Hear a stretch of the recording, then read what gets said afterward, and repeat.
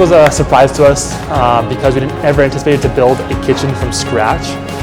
In our previous findings, we found that there were some pre-existing commercial kitchen spaces we looked at, but unfortunately, location and space wasn't on our side with those. We were able to pretty much design it for exactly what we need it for our style of production. And we also brought some of our old kitchen equipment along to the new space with us. So we have our 10-burner stovetops and some ovens, some sinks, but we were also able to bring in some new equipment as well. And one of the biggest things that attracted us to this space was actually the giant fridge that came along with it. So the fridge that we have now is about 600 square feet, and that gives us so much room for storing our own products, storing all of our sauces and inventory that we need to make the meals. And we also actually are building the meals in the fridge. So our team has had to do quite the big adjustment to going from building kind of in just like a normal room temperature space to actually needing to be bundled up and very warm, dressed warm, so that we can build the meals in the fridge at the safe temperature for the duration of us building the product until it leaves our facility. As we approached late last year, we found out that our landlord was actually going to be demolishing the kitchen portion and expanding their offices. So we had to have an accelerated and a more open mind when it came to finding a space that would work best for Nutrimeals. The nice thing about this one is that it has two separate entrances. So we have 3,000 square feet of office and then 3,000 square feet of production space. And we were able to use a local designer to basically have a whole flow throughout the whole space, which works best for a meal prep company. The setup of this space of having the office on one side and the production on the other side is that we're now actually, first time in Nutrimeals history, all under the same roof. So when we first started this business, we were actually cooking out of my parents' kitchen.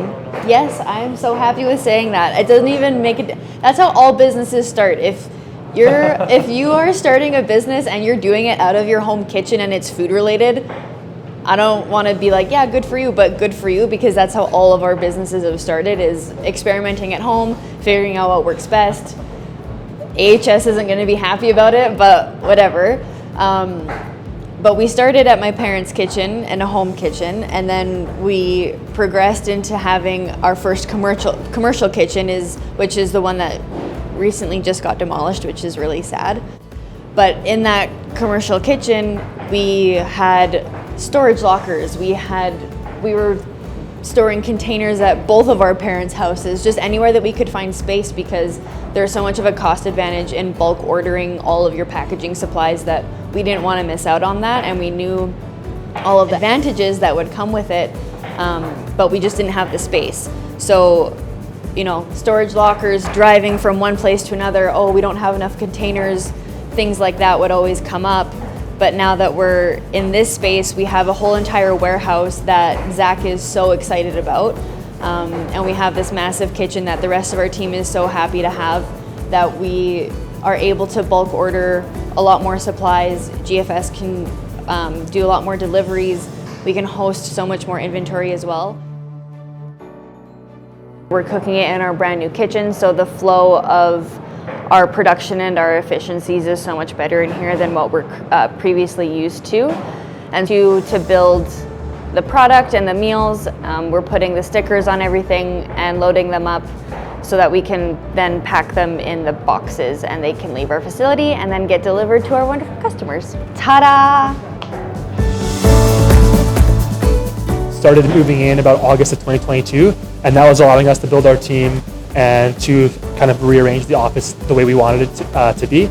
But the biggest project was actually us starting demolition. So of course, waiting for all the appropriate permits. We didn't start that until late October, early November. And we actually had a full wall down, bare, what I call like a restoration. However, we had a full demolition crew. So all the walls were removed, all the electrical was removed. And we actually had a problem where we didn't have enough power in Unit B. So we actually had to do a power swap. So we had 100 amps going to Unit A, and now we have 175 amps coming to Unit B. So it allows us to run the equipment that we need.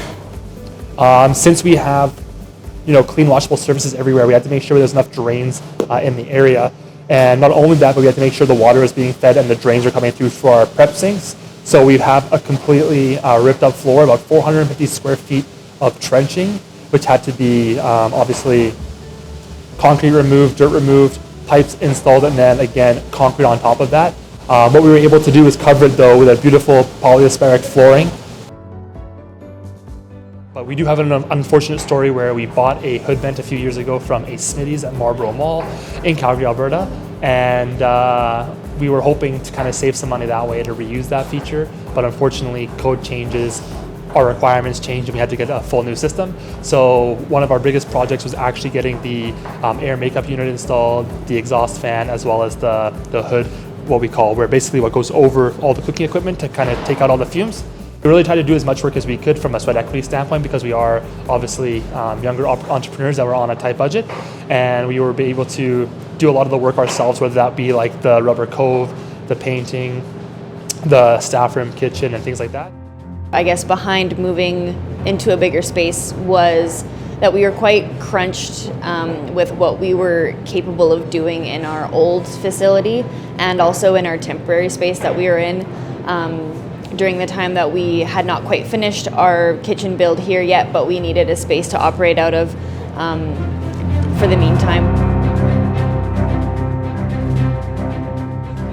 Plans is to obviously make as many meals as possible, but there's also a caveat with that. So all we're looking to do is actually make as many meals as we can for the province of Alberta.